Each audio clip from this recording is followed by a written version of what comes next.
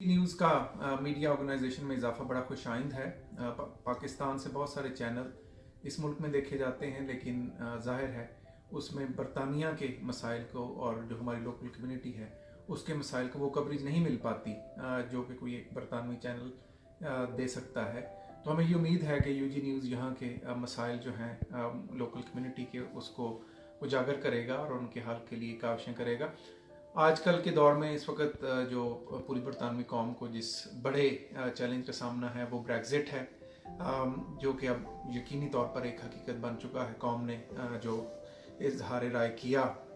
कि वो European union का हिस्सा नहीं रहना चाहते, उस पर बहुत सी आरा आई, लेकिन अब ब्रेग्जिट एक रियलिटी बनता जा रहा है। हुकूमत के लिए भी ये बहुत बड़ा चैलेंज है,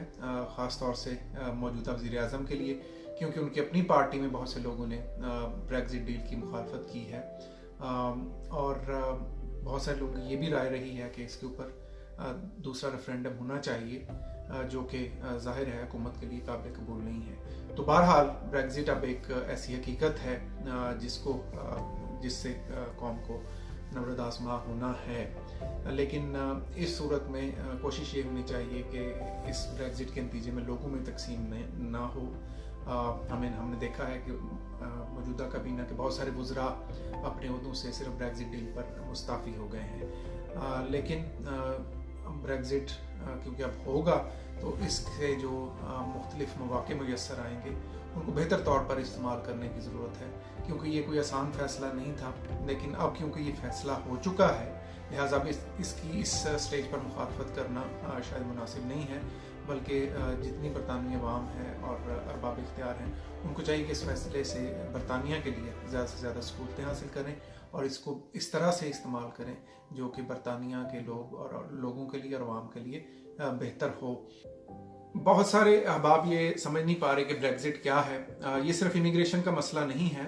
इमिग्रेशन के मसले के हवाले से तो जो डील है उसमें क्लियर है कि जो लोग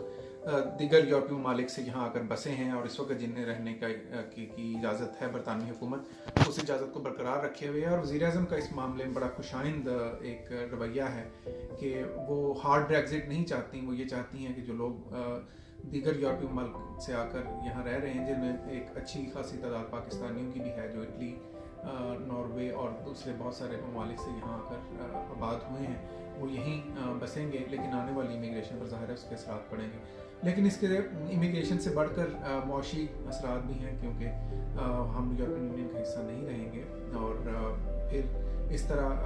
यूरोपियन कोर्ट ऑफ लॉ ख़ास तौर से ह्यूमन राइट्स के हवाले से इसका बड़ा अहम किरदार रहा है। सेक्शन 10 के तहत जो ह्यूमन राइट्स एक्ट है उसके तहत बहुत सारे लोगों को इस मुल्क में असाइलम मिला था, तो वो